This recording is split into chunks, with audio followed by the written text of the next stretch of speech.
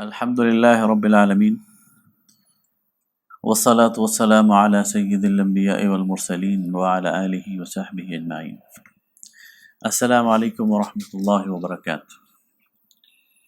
علوم القرآن سیریز کا آج 19واں پروگرام ہے، اور آج ہم 18ویں پارے کی پہلی سورت سورہ المؤمنون سے اپنی گفتگو کا آغاز کریں گے۔ سورہ المؤمنون یہ مکی صورت ہے، اور اس کا جو مرکزی مضمون ہے اور اس کے اندر جو مطالب ہیں ان کو اگر کوئی عنوان دیا جائے تو یہ اتباع رسول صلی اللہ علیہ وسلم کی طرف اشارہ کرتی ہے۔ آغاز کلام میں مومنین کی صفات کے حوالے سے اہل ایمان کو متوجہ کیا گیا۔ فرمایا قد افلح المؤمنون، یقیناً کامیاب ہو گئے ایمان لانے والے۔ یہاں عربی زبان کا قاعدہ ہے کہ جہاں قد لگایا جائے تو اس کا مطلب تحقیق، یقیناً۔ تو یقیناً افلح، کامیابی حاصل کر لی ہے اعلیٰ درجے کی، المؤمنون، ایمان لانے والوں نے۔ الذین هم فی صلاتهم خاشعون، وہ لوگ جو اپنی نمازوں میں خشوع اختیار کرتے ہیں۔ خشوع کہتے ہیں دب جانے کو، جھک جانے کو، تذلل اختیار کرنے کو۔ تو یہ اپنی نمازوں میں اپنے رب کے سامنے جھک جاتے ہیں۔ ان کا دل بھی اپنے رب کے سامنے ایک تذلل کی کیفیت میں ہوتا ہے، اور خضوع اور خشوع کی کیفیت میں ہوتا ہے، اور ان کا جسم بھی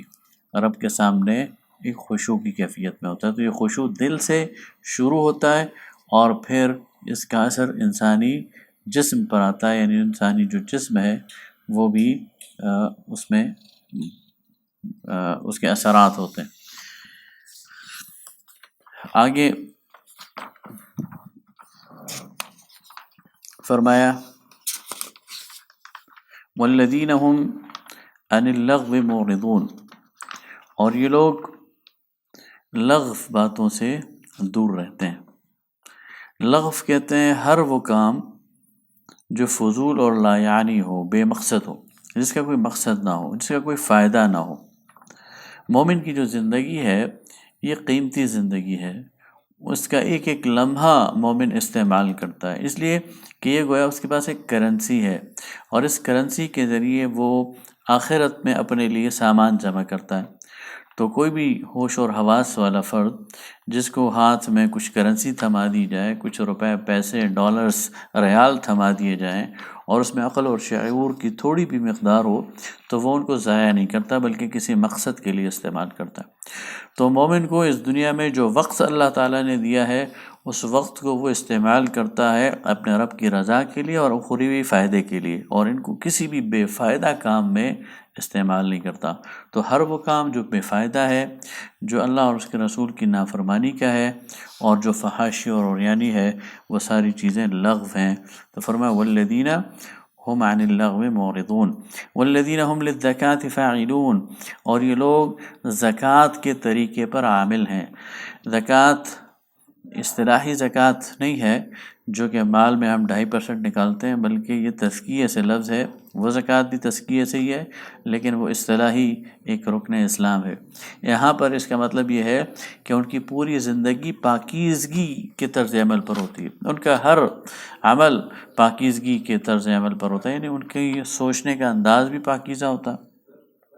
ان کی نگاہیں بھی پاکیزہ چیزوں کو دیکھنا پسند کرتی ہیں، ان کے کان بھی پاکیزہ چیزوں کو سننا پسند کرتے ہیں، ان کی زبانیں بھی پاکیزہ گفتگو کرنا چاہتی ہیں، ان کا لباس بھی پاکیزہ ہوتا ہے، ان کا جسم بھی پاکیزہ ہوتا ہے، ان کی روح بھی پاکیزہ ہوتی ہے، ان کی خوراک بھی پاک ہوتی ہے، اور ان کا چلنا پھرنا اور رہن سہن، معاشرت، معیشت، سیاست، سب کچھ پاک ہوتا ہے اللہ اور اس کے رسول صلی اللہ علیہ وسلم کی نافرمانی سے۔ والذین هم لفروجہم حافظون، اور وہ لوگ اپنی شرمگاہوں کی حفاظت کرتے ہیں۔ یہ انسان کی آزمائش ہے کہ انسان کو اللہ تعالیٰ نے جانوروں سے ممیز کر دیا۔ جانور جو ہے وہ جنسی لحاظ سے ایک لحاظ آزاد ہے، وہ کسی بھی وقت کچھ بھی کر سکتا ہے۔ انسان کو اللہ تعالیٰ نے جانوروں پر جو فضیلت دی ہے، اس کی ایک بنائے فضیلت یہ ہے کہ انسان اپنی شرمگاہ کی حفاظت کرتا ہے۔ یہ تو بحیثیت انسان بات ہے، لیکن انسان اپنی فطرت کو بگاڑ کر جانوروں اور حیوانیت کی طرف چل پڑتا ہے، تو اللہ تعالیٰ نے اہل ایمان کی یہ صفت بتائی ہے کہ ایمان والے وہ ہیں جو انسانیت کے اشرف اور اعلیٰ مقام پر فائز ہوتے ہیں اور اپنی شرمگاہوں کی حفاظت کرتے ہیں۔ الا علی ازواجہم، سوائے اپنی بیویوں کے، او ما ملکت ایمانہم، یا ملک یمین میں جو لونڈیاں ان کے پاس ہوں، فإنہم غیر ملومین، تو اس پر انہیں ملامت نہیں کیا جا سکتا۔ انسان بعض اوقات انتہاؤں پر چلا جاتا ہے، اگر اباحیت اور فحاشی اور عریانی اختیار کرتا ہے تو پھر ہر جائز اور ناجائز اور روا اور ناروا کام شروع کر دیتا ہے، اور یا اگر نیکی اور اصلاح کی طرف آتا ہے تو جو جائز شرعی طریقے ہیں ان کو بھی چھوڑ دیتا ہے اور رہبانیت اختیار کر لیتا ہے۔ اسلام نے ان دونوں سے روکا ہے، ناجائز سے روکا ہے، لیکن جائز کو اختیار کرنے کا ایک طریقہ بتایا، اور وہ جائز یہ ہے کہ انسان نکاح کے ذریعے اپنی ان ضروریات کو پورا کرے۔ فَمَنِ ابْتَغَىٰ وَرَاءَ ذَٰلِكَ فَأُولَٰئِكَ هُمُ الْعَادُونَ، اور جو اس سے زیادہ کچھ چاہے گا وہی پھر حد سے گزرنے والا ہے۔ وَالَّذِينَ هُمْ لِأَمَانَاتِهِمْ وَعَهْدِهِمْ رَاعُونَ، اور وہ لوگ جو اپنی امانتوں اور اپنے عہد کی نگرانی کرنے والے ہیں۔ امانت اور دیانت کے حوالے سے مسلمان کا ایک زبردست ایک اس کا کیریکٹر ہوتا ہے، اس کی امانت اور دیانت کی غیر مسلم بھی اور اس کے دشمن بھی گواہی دیتے ہیں، اور وہ کہتے ہیں کہ یہ اپنے قول سے قرار سے پھرنے والا نہیں ہے، جھوٹ بولنے والا نہیں ہے، جھوٹی گواہی دینے والا نہیں۔ ہندوستان کی ایک بہت بڑی مثال ہے کہ ہندوستان کے اندر مسلمانوں نے ہندوؤں کے ساتھ ان کا ایک تنازع ہو گیا، تو اس تنازع میں ہندوؤں کی طرف سے یہ بات آئی کہ فلاں جو عالم دین ہے وہ اگر گواہی دے دیں تو ہمیں ان کی گواہی قبول ہے۔ اب مسلمانوں کے اس پہ کیا اعتراض ہو سکتا تھا، لیکن جب ان کو بلایا گیا تو جج کے سامنے انہوں نے ہندوؤں کے حق میں گواہی دے دی۔ یہ ایک لحاظ سے ہندوؤں کا اعتماد تھا ان پر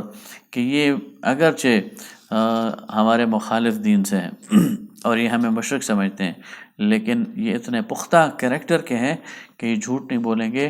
اور اپنے عہد سے اور امانت سے پیچھے نہیں ہٹیں گے۔ تو یہ مومن کا کریکٹر ہے۔ والذین هم علی صلواتہم یحافظون، اور وہ لوگ اپنی نمازوں کی حفاظت کرنے والے ہیں۔ مسلمان کی زندگی کا ایک بہت اہم رکن اور 24 گھنٹے کی ایک اہم مصروفیت وہ نماز ہے۔ مسلمان کو ہر وقت اس نماز کی فکر لاحق رہتی ہے، وہ سفر میں ہو، وہ بیمار ہو، وہ کاروبار میں مشغول ہو، وہ کسی گھریلو مصروفیت میں ہو، کسی تقریب میں ہو، اس کے ذہن پر جو پہلی چیز سوار رہتی ہے کہ اس کے نماز کا کیا بنے گا، اور وہ نماز کی حفاظت کے لیے کوشش کرتا ہے۔ اسی کو حدیث کے الفاظ میں کہا گیا وَرَجُلٌ قَلْبُهُ مُعَلَّقٌ بِالْمَسَاجِدِ، کہ وہ فرد جس کا دل مسجد میں اٹکا رہتا ہے، ایک نماز پڑھ کر دوسری نماز کا انتظار کرتا رہتا ہے۔ فجر پڑھ لیے تو ظہر کی فکر شروع کر دیتا ہے، ظہر پڑھ لیے تو عصر کی فکر شروع کر دیتا ہے، رات کو عشاء کے بعد سویا تو فجر کی فکر شروع کر دیتا ہے۔ گویا ہر نماز کے بعد دوسری نماز کی حفاظت کے لیے تدبیر کرنا شروع کرتا ہے۔ سفر پہ جاتا ہے تو اس بات کا خیال رکھتا ہے نماز نہ قضا ہو جائے، کسی کاروبار میں مصروف ہو تو اس بات کا خیال رکھتا ہے نماز نہ چھوٹ جائے،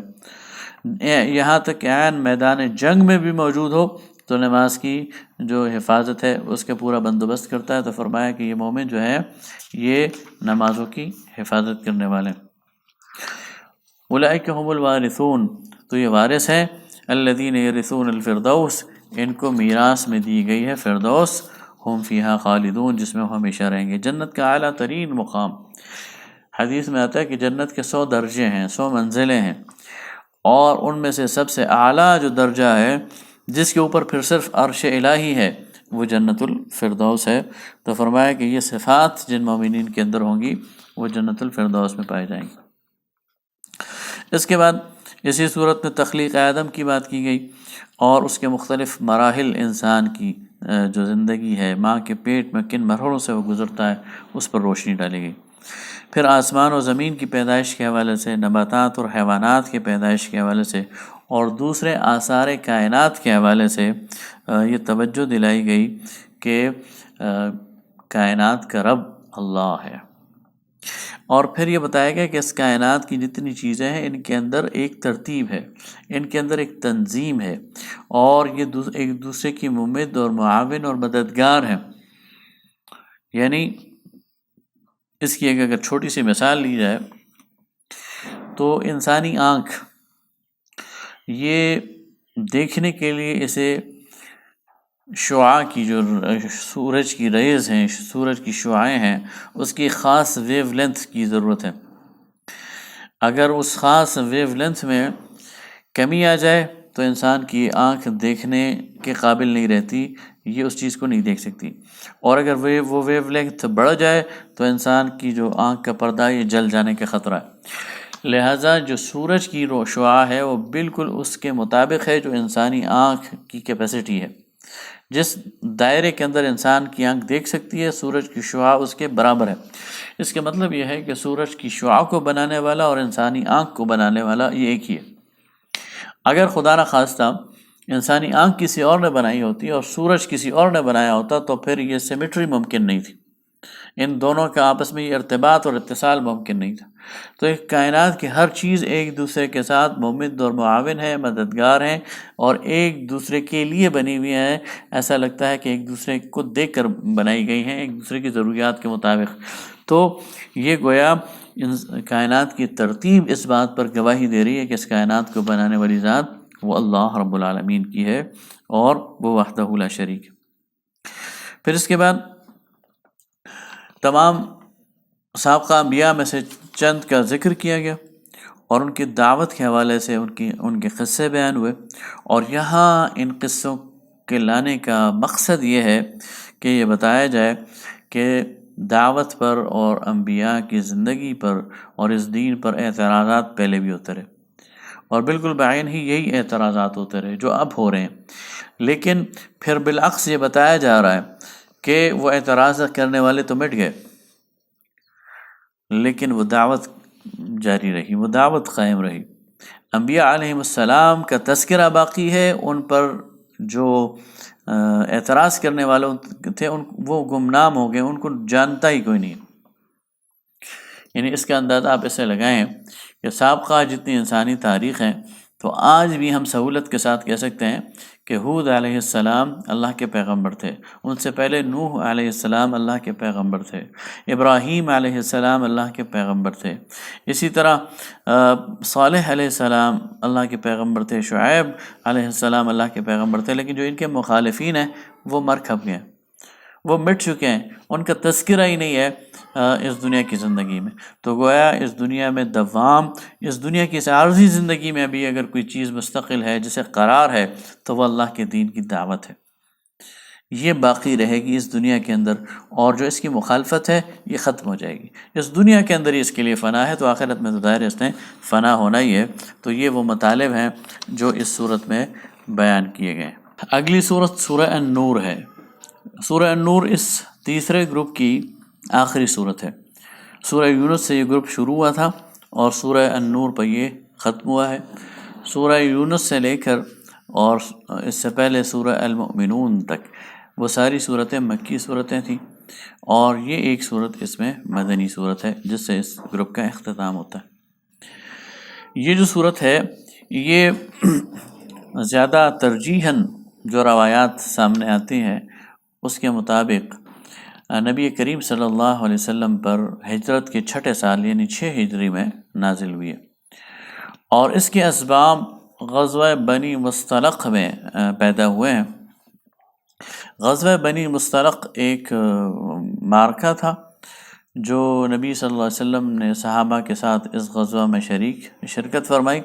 اور واپسی کے سفر میں دو ایسے واقعات ہوئے جن سے جو ہے وہ منافقین نے بہت ناجائز فائدہ اٹھایا۔ پہلا واقعہ تو یہ تھا کہ جو ہی نبی صلی اللہ علیہ وسلم اس غزوے سے واپس تشریف لا رہے تھے تو راستے میں ایک جگہ جب پڑاؤ کیا تو ظاہر ہے کہ پانی کے کنویں اور چشمے پر مسلمان عموماً پڑاؤ کرتے تھے، تو وہاں پانی نکالنے میں دو غلاموں کے درمیان جھگڑا ہو گیا، اور اتفاقاً ایک غلام انصار کے لوگوں میں سے تھا اور ایک مہاجرین میں سے تھا۔ ان دونوں کی اس لڑائی میں انصار نے انصاریوں کو بلا لیا اور مہاجر نے مہاجروں کو بلا لیا، اور قریب تھا کہ آپس میں لڑائی ہو جاتی، لیکن نبی کریم صلی اللہ علیہ وسلم کی بروقت مداخلت سے معاملہ ٹھنڈا ہو گیا۔ اس چیز کو عبداللہ ابن ابی نے بہت زیادہ تڑکا لگایا اور اس کو ایشو بنا دیا، اور انصار کے پاس جا کر اس نے کہنا شروع کر دیا کہ یہ جو مسلمان ہیں انہوں نے تو، یہ جو خاص طور پر مہاجرین ہیں جو مکہ سے آئے ہیں، یہ تو لٹے پٹے تھے اور ان کے پاس تو رہنے کی جگہ نہیں تھی، اور ابھی ہمیں آنکھیں دکھاتے ہیں، اور اب دیکھو ان کے غلام بھی ہمارے ساتھ لڑائی پر آمادہ ہو جاتے ہیں۔ گویا معاملے کو بڑھا چڑھا کر انصار کو مشتعل کرنے کی کوشش کی، اور پھر ساتھ یہ بھی کہہ دیا کہ اب اگر جب ہم مدینے واپس جائیں گے تو ہم میں جو عزت والا ہے وہ ذلیل کو مدینہ سے باہر نکال دے گا، اور اس کے خیال میں یہ تھا کہ الیاذ باللہ وہ عزت والا ہے، اور مہاجرین اور نبی صلی اللہ علیہ وسلم وہ تو چونکہ بے گھر ہیں، ان کا تو کوئی گھر نہیں ہے، تو ان کے پاس عزت نہیں ہے اور ہم انہیں باہر نکال دیں گے۔ اس کا الگ سے ذکر اللہ تعالیٰ نے ایک اور صورت میں سورہ المنافقون میں کیا۔ اسی واپسی کے دوران دوسرا واقعہ یہ پیش آیا کہ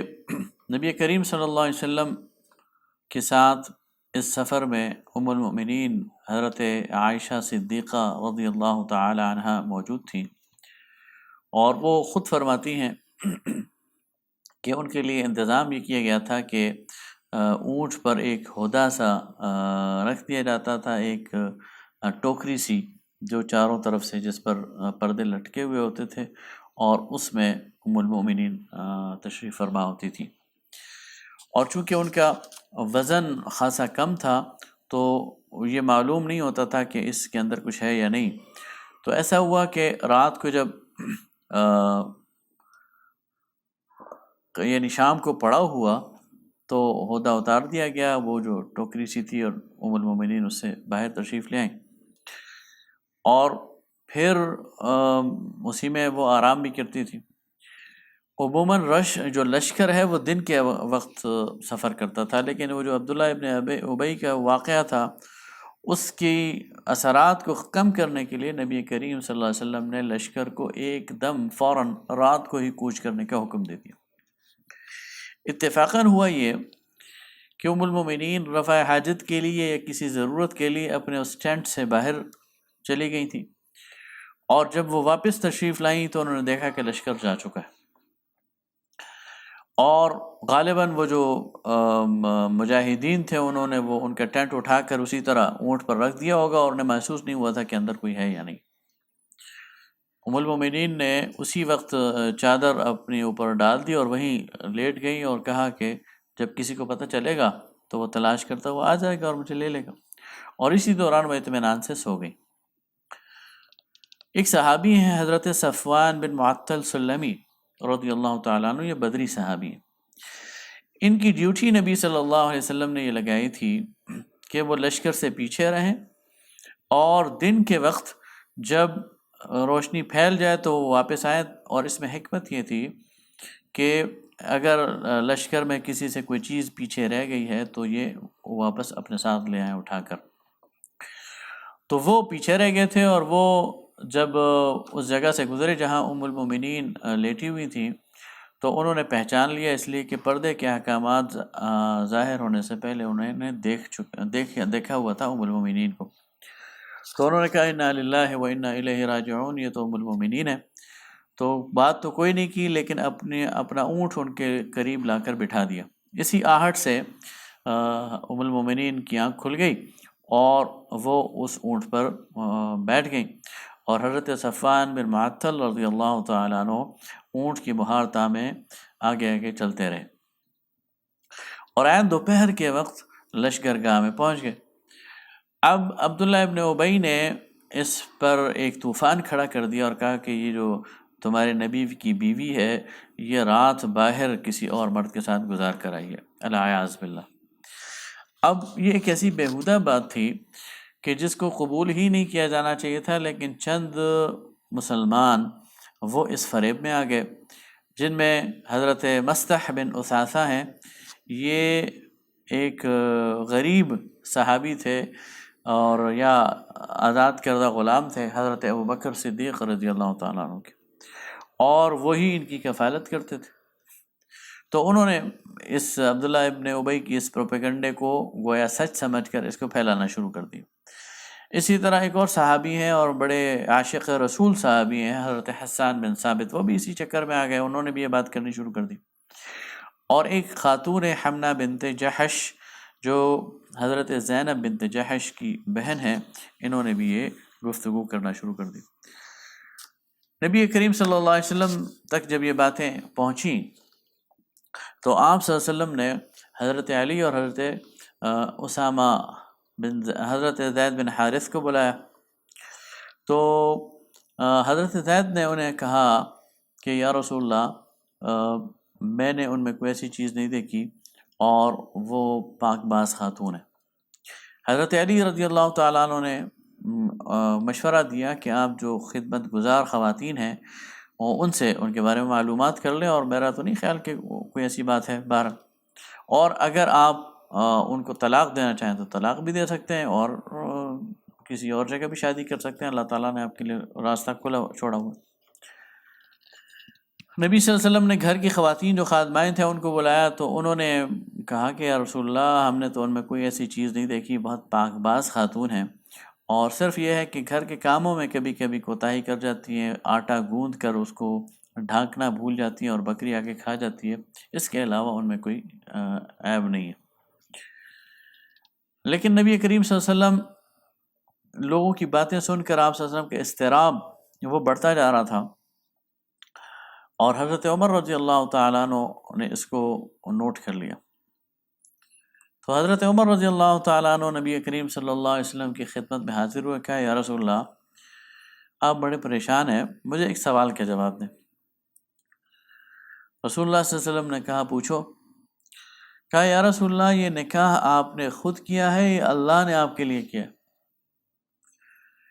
تو نبی صلی اللہ علیہ وسلم نے فرمایا کہ یقیناً یہ نکاح میں نے اللہ کے حکم سے کیا ہے، اللہ نے یہ نکاح میرے لیے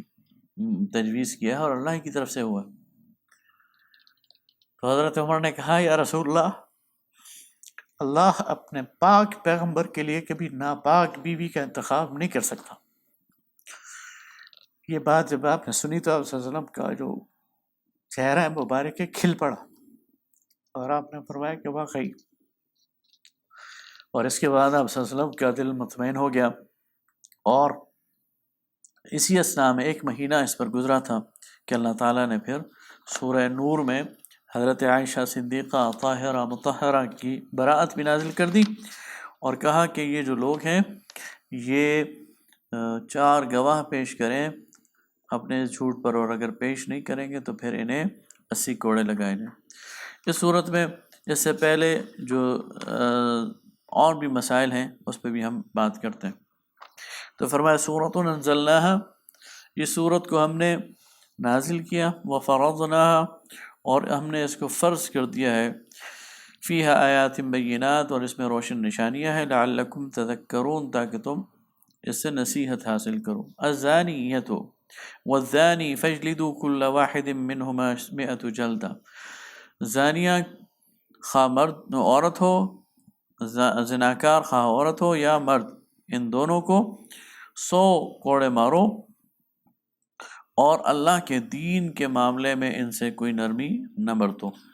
وَلْيَشْهَدْ عَذَابَهُمَا طَائِفَةٌ مِّنَ الْمُؤْمِنِينَ، جب یہ سزا دو تو اس سزا کے سامنے، یعنی سزا مومنین کے گروہ کے سامنے دو، تاکہ لوگوں کو اس پر عبرت حاصل ہو۔ آگے یہ بتا دیا کہ جو زانی مرد اور عورت ہیں یہ ناپاک ہیں، اور یہ کسی مومن کے لیے نہیں ہے، یہ خبیث لوگ ہیں اور ان کو خبیثوں کے ساتھ ہی ہونا چاہیے۔ آگے پھر یہ بتایا گیا کہ جو لوگ اپنی پاک دامن عورتوں پر تہمت لگاتے ہیں اور پھر 4 گواہ نہیں لے کے آتے، ان کو 80 کوڑے مارو، اور پھر آئندہ کبھی بھی ان کی شہادت اور گواہی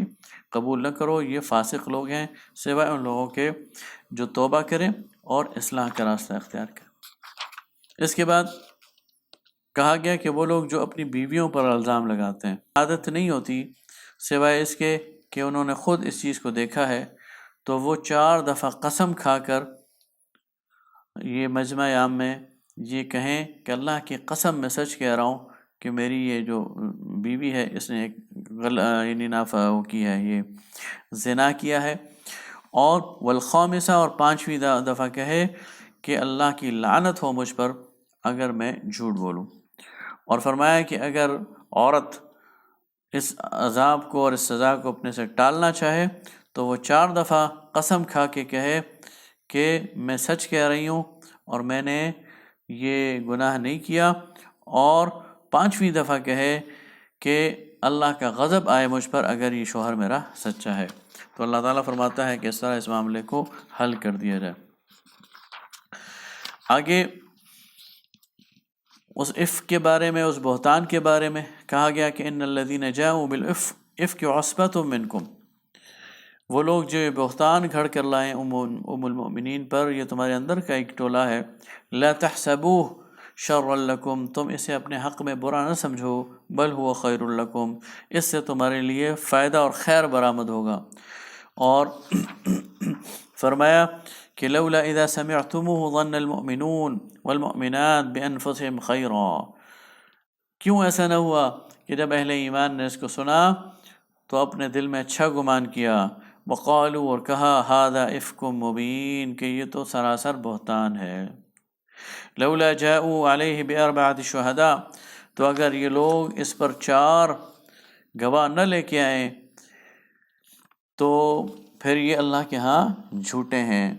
اور ولولا فضل اللہ علیکم ورحمتہ فی الدنیا والآخرہ لمسکم فیما افضتم فیہ عذاب عظیم،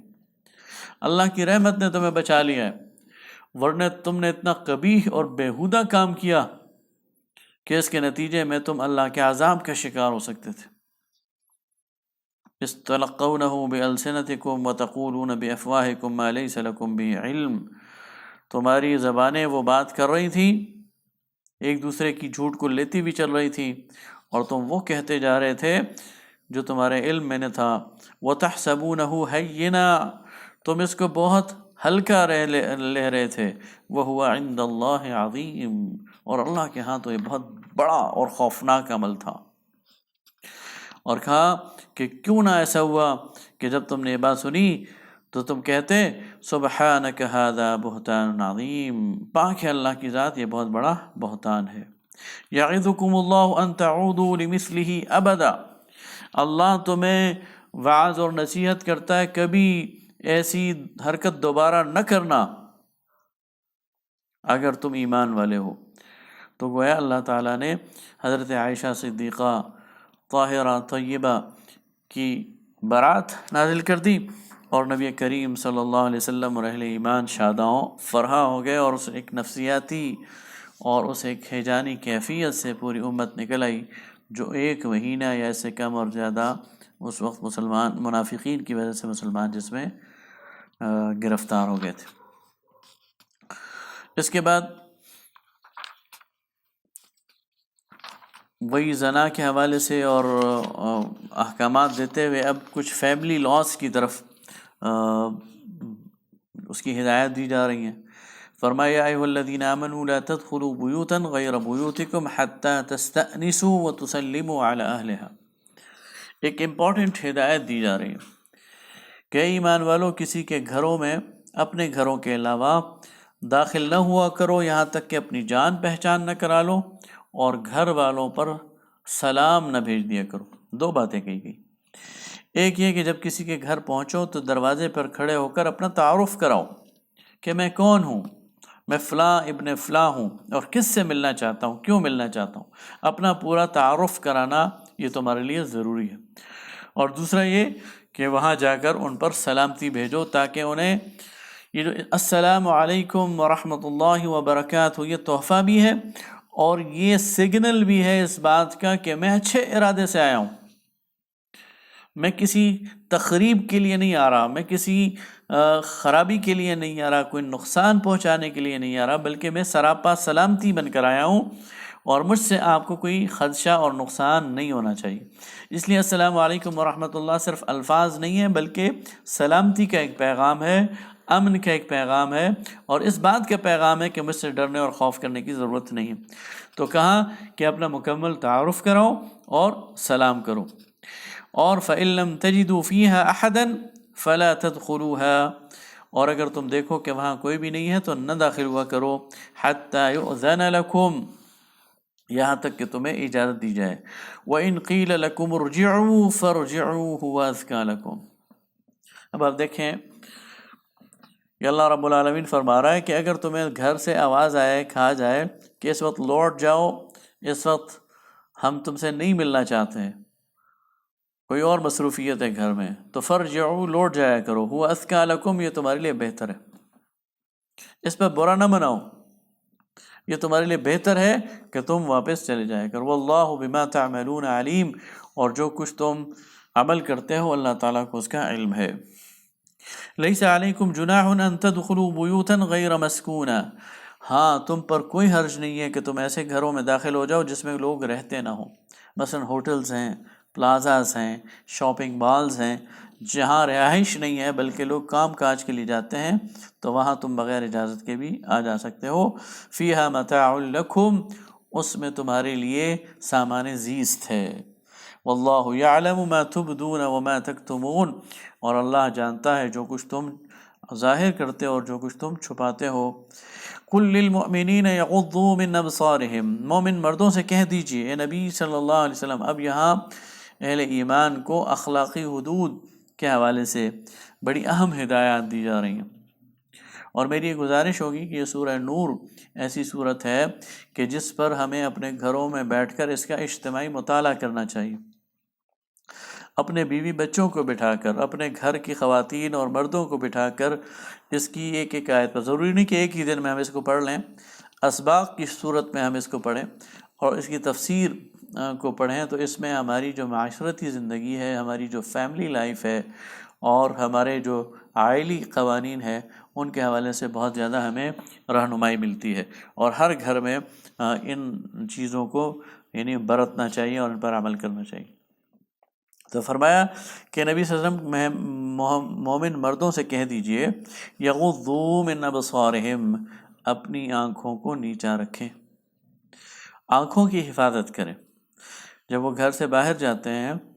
اور ان کا انٹریکشن ہوتا ہے غیر محرم خواتین سے، تو وہ ان کو نہ دیکھیں بلکہ اپنی نگاہوں کو نیچا کر لیں۔ وَيَحْفَظُوا فُرُوجَهُمْ، اور اپنی شرمگاہوں کی حفاظت کریں۔ شرمگاہوں کی حفاظت دو طرح سے، ایک طرح تو لباس کا خیال رکھیں، ایسا لباس زیب تن کریں جس سے ان کی جو شرمگاہیں ہیں وہ محفوظ ہوں اور وہ ظاہر نہ ہو، یعنی برہنگی سے بچیں۔ اور دوسری بات یہ ہے کہ اخلاقی طور پر اپنے آپ کو بچا کے رکھیں، اپنی شرمگاہوں کی حفاظت کریں، ان حدود کو پامال نہ کریں جو اللہ اور اس کے رسول نے لگائی ہیں۔ ذالک ازکیٰ لہم، یہ ان کے لیے بہت ہی پاکیزہ ہے۔ ان اللہ خبیر بما یصنعون، اور بے شک اللہ تعالیٰ باخبر ہے ان کے کاموں سے۔ وقل للمؤمنات، اور اے نبی صلی اللہ علیہ وسلم کہہ دیجئے مومن عورتوں سے یغضضن من ابصارہن، کہ وہ اپنے نگاہوں کو وہ بھی نیچے رکھیں، وَيَحْفَظْنَ فُرُوجَهُنَّ، اور اپنی شرمگاہوں کی حفاظت کریں۔ عورت کا پورا جسم اس کے لیے عورت ہے، سوائے اس کے چہرے کے، اس کے دونوں ہاتھوں کی ہتھیلیوں کے اور دونوں پاؤں کے، اس کا پورا جسم یہ چھپانے کے قابل ہے، تو فرمایا کہ اپنے جسم کو چھپا کر رکھیں۔ وَلَا يُبْدِينَ زِينَتَهُنَّ، اور اپنی زینت کو ظاہر نہ کریں، إِلَّا مَا ظَهَرَ مِنْهَا، سوائے اس کے جو ظاہر ہو جائے، یعنی چہرہ یا ہاتھ اور پاؤں۔ وَلْيَضْرِبْنَ بِخُمُرِهِنَّ، اور اپنی اوڑھنیاں اپنے سینوں پر لے لیں، علی جیوبہن جو ان کی اوڑھنیاں ہیں، جو ان کی چادریں ہیں، جلباب کہتے ہیں اس بڑی چادر کو جو عورت اپنے اوپر لیتی ہے، تو اس کا گھونگھٹ نکال لیا کریں، اس کو اپنے اوپر لے لیا کریں تاکہ سینہ بھی اس میں چھپ جائے اور وہ سامنے بھی آ جائے۔ وَلَا يُبْدِينَ زِينَتَهُنَّ اور اپنی اس زینت کو ظاہر نہ کریں إِلَّا لِبُعُولَتِهِنَّ سوائے اپنے شوہروں کے، او آبائهن اور اپنے والدین کے، او آباء بعولتهن اور شوہروں کے والدین کے، او ابنائهن اور اپنے بیٹوں کے، او ابناء بعولتهن اور اپنے بیٹے شوہروں کے بیٹوں کے، یعنی اگر ان کے سوتیلے بیٹے بھی ہیں تو ان سے بھی ان کو کوئی حرج نہیں ہے کہ وہ اپنا زینت اور سنگار ان کے سامنے چھپانے کی ضرورت نہیں ہے۔ او اخوانہن اور اپنے بھائیوں سے، او بنی اخوانہن اور بھتیجوں سے، او بنی اخواتہن اور بہن بھانجوں سے، او نسائہن اور میل جول کی عورتوں سے، او ما ملکت ایمانہن اور اپنی مملوک عورتوں سے، او التابعین اور ایسے چھوٹے بچے غیر اولی الاربا جو ابھی ان عورتوں کے معاملات سے جن کو کوئی غرض نہ ہو، یعنی ایسے ملازم جو اس ایج کو پہنچ چکے ہوں یا اس کیفیت میں ہو کہ ان کو عورتوں کے ان معاملات سے دلچسپی نہ ہو، او الطفل یا بچوں سے، الذین لم یظہروا علی عورات النساء جو ابھی عورتوں کی پوشیدہ باتوں سے واقف نہ ہو، ولا یضربن بارجلہن اور چلتے ہوئے پاؤں نہ مارا کریں، لیعلم ما یخفین من زینتہن تاکہ معلوم ہو جائے کہ ان نے کیا زینت چھپا رکھی ہے، یعنی زیور وغیرہ، وتوبوا الی اللہ جمیعا اور تم مل کر اللہ سے توبہ کرو، ایھا المؤمنون اے ایمان والو، لعلکم تفلحون تاکہ تم کامیاب ہو جاؤ۔ تو یہاں مردوں کو دو ہدایت دی گئیں کہ تم اپنی نگاہوں کو نیچا رکھو، شرم گاہوں کی حفاظت کرو۔ عورتوں کو اس سے اضافی کچھ ہدایت دی گئیں، اور وہ ہدایات یہ ہیں کہ جب تم غیر محرم کے سامنے جاؤ تو پھر اپنی زینت کو چھپا لیا کرو، اور اس کا طریقہ یہ ہے کہ ایک بڑی چادر لے کر اپنے سر پر، سینے پر اوڑھ لیا کرو تاکہ تمہارا سینہ اور سر اور سامنے سے چہرہ یہ چھپ جائے۔ وَانْكِحُوا الْأَيَامَ اور جو لوگ مجرد ہوں ان کی تم جو ہے وہ نکاح کیا کرو اپنے غلاموں سے، اور اگر یہ لوگ فقیر ہیں تو اللہ تعالیٰ اپنے فضل سے انہیں غنی کر دے گا، اور جو غلام آزادی چاہیں تو ان کو آزاد بھی کرو۔ اور پھر کہا کہ اپنی جو لونڈیاں ہیں انہیں بدکاری پر آمادہ نہ کرو۔ آگے وہ مشہور آئے تھے، اللہ نور السماوات والارض، اللہ نور ہے آسمانوں اور زمین کا، مثل نورہ کمشکات فیہا مصباح، اس کے نور کی مثال ایسی ہے جیسے طاق میں چراغ رکھا ہوا ہو۔ گھروں میں پرانے زمانے میں دیواروں میں طاقچے ہوتے تھے اور ان طاقوں میں چراغ رکھے جاتے تھے۔ چراغ ایک فانوس میں ہو، اور فانوس کا حال یہ ہو کہ جیسے موتی، چراغ کو ہوا کے اس سے بچانے کے لیے اس کے اوپر ایک گلوب رکھا جاتا تھا، ایک فانوس رکھا جاتا تھا شیشے کا، اور اس کے نتیجے میں چراغ کی روشنی وہ ہر طرف سے کئی چند ہو جاتی تھی۔ وہ جتنا چمکدار فانوس ہوتا تھا، جتنا اس کے اندر خوبصورتی ہوتی تھی، اتنی وہ روشنی کو بڑھا دیتا تھا۔ تو فرمایا کہ چراغ ایک فانوس میں ہے، اور فانوس کا حال یہ ہو کہ جیسے موتی کی طرح چمکتا ہوا تارا۔ وہ چراغ زیتون کے ایک ایسے مبارک درخت کے تیل سے روشن کیا جاتا ہو جو نہ شرقی ہو نہ غربی، جس کے تیل آپ آگ کو پکڑ لیں۔ تو یہ گویا مومن کے دل کی مثال دی گئی ہے۔ یہ جو مومن کا دل ہے یہ طاق ہے مومن کا جسم، اور اس میں جو دل ہے یہ گویا وہ چراغ ہے، اور اس چراغ میں جو نور ہدایت ہے وہ گویا زیتون کا تیل ہے۔ جب باہر سے وحی آتی ہے تو وہ یہ جو اندر کا چراغ ہے یہ ایک دم بھڑک اٹھتا ہے اور انسان روشنی میں آ جاتا ہے۔ نور علی نور، تو نور پر نور، یہد اللہ لنورہ من یشاء، اللہ تعالیٰ اس نور کے لیے جس کو چاہتا ہے ہدایت دے دیتا ہے۔ بتایا جا رہا ہے کہ جو ہدایت ہے، اس ہدایت کے لیے دو چیزوں کی ضرورت ہوتی ہے۔ ایک ہے انسان کے دل کے اندر روشنی، اور ایک ہے باہر سے وحی کی روشنی۔ وحی کی روشنی موجود ہو لیکن دل کے اندر روشنی نہ ہو تو انسان ہدایت میں نہیں آ سکتا۔ اب قرآن اتر رہا تھا، قرآن کی روشنی موجود تھی، لیکن ابو جہل کا دل مر چکا تھا اور اس کے اندر روشنی نہیں تھی، اس لیے اس کے لیے یہ روشنی بیکار تھی۔ اور بعض اوقات ایسا ہوتا ہے کہ انسان کے دل کے اندر روشنی ہوتی ہے لیکن باہر روشنی نہیں ہوتی، وحی نہیں ہوتی۔ جیسے کہ حدیث میں آتا ہے اسلام سے پہلے کچھ ایسے لوگ گزرے، جیسے حضرت سعید بن زید کے والد زید، کہ وہ شرک سے نفرت کرتے تھے، بت پرستی سے نفرت کرتے تھے۔ ان کے دل کے اندر یہ روشنی موجود تھی کہ یہ سب کچھ غلط ہے، لیکن باہر روشنی نہیں تھی، اس لیے وہ بھی اس ہدایت تک نہیں پہنچ سکے۔ تو انسان کے دل کے اندر بھی روشنی ہونی چاہیے اور باہر بھی، لیکن جب یہ دونوں روشنیاں ملتی ہیں تب انسان ہدایت میں آتا ہے، تب وہ بالکل ایک روشن شاہراہ پر چل پڑتا ہے۔ تو فرمایا کہ اللہ تعالیٰ اس روشنی کو جس کو چاہتا ہے دیتا ہے۔ فرمایا یا ایھا الذین آمنوا لیستأذنکم الذین ملکت ایمانکم والذین لم یبلغوا الحلم منکم 3 مرات۔ اب یہ گھر کے اندر ایک پروٹوکول بتایا جا رہا ہے۔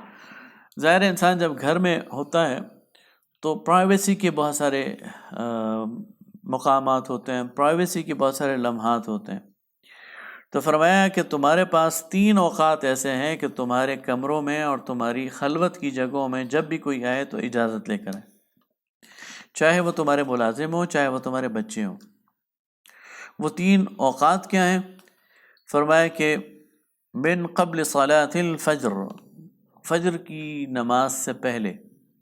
یعنی جب فجر کا وقت ہوا جاتا ہے تو اس سے پہلے کے جو وقت ہے اس سے پہلے اگر کوئی تمہارے پاس آتا ہے تو اجازت لے کر آئے، کھٹکھٹا کر آئے۔ وحین تضعون ثیابکم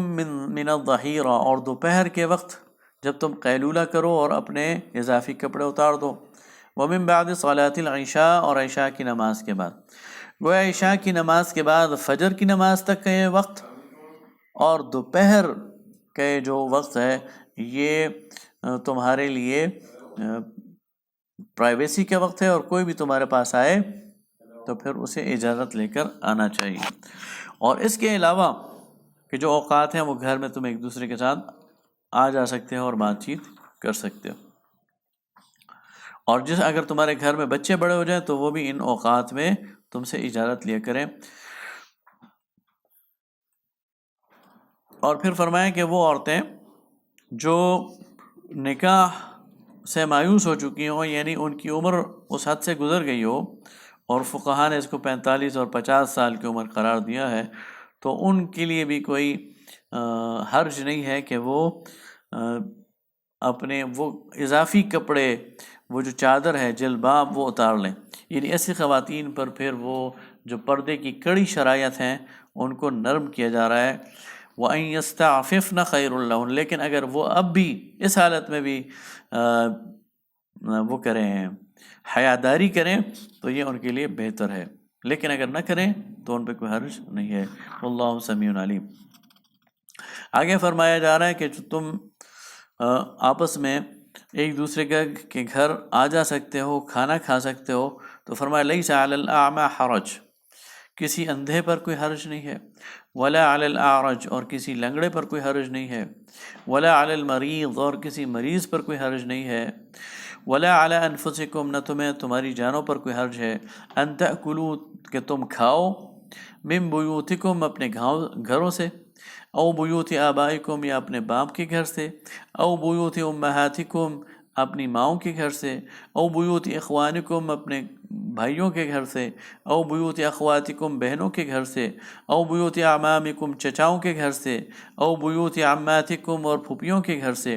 او بیوت اخوالکم، اور خالاؤں کے گھر سے، یعنی ماموں کے گھر سے، او بیوت خالاتکم، اور خالاؤں کے گھر سے، او ما ملکتم مفاتحہ او صدیقکم، یا اپنے غلاموں کے گھر سے یا اپنے دوستوں کے گھر سے۔ لیس علیکم جناح ان تأکلوا جمیعا او اشتاتا، اور تم پر کوئی حرج نہیں ہے کہ مل بیٹھ کر کھاؤ یا علیحدہ علیحدہ۔ فَإِذَا دَخَلْتُمْ بُيُوتًا فَسَلِّمُوا عَلَىٰ أَنفُسِكُمْ تَحِيَّةً مِّنْ عِندِ اللَّهِ، لیکن جب بھی کسی کے گھر میں داخل ہو تو السلام علیکم ورحمۃ اللہ وبرکاتہ کہہ کر داخل ہو، یہ ایک تحفہ ہے اللہ کی طرف سے مقرر فرمایا ہوا اور بڑی پاکیزہ اور بابرکت بات ہے۔ اور پھر اس کے بعد اہل ایمان کو ہدایت دی جا رہی ہے کہ جب یہ کسی اجتماعی امر میں آپ کے ساتھ بیٹھے ہوئے ہوں تو پھر اگر انہیں وہاں سے جانے کے لیے جلدی ہو تو آپ سے اجازت لے کر جائیں۔ نبی کریم صلی اللہ علیہ وسلم کوئی شورا طلب فرمائی ہو آپ نے، کسی اجتماعی کام کے لیے کوئی اجلاس طلب فرمایا ہو آپ نے، تو پھر یہ وہاں پر جب وہاں سے اٹھنا چاہیں کسی ضرورت کے تحت تو ان کو چاہیے کہ نبی صلی اللہ علیہ وسلم سے اجازت لیں، اور آپ صلی اللہ علیہ وسلم کو کہا گیا کہ یہ آپ کا اختیار ہے کہ آپ کسی کو اجازت دینا چاہیں یا نہ دینا چاہیں، اور اگر انہیں اجازت دے دیں تو ان کے لیے وَاسْتَغْفِرْ لَهُمُ اللَّهُ، ان کے لیے اللہ سے استغفار کریں۔ تو یہ وہ مطالب تھے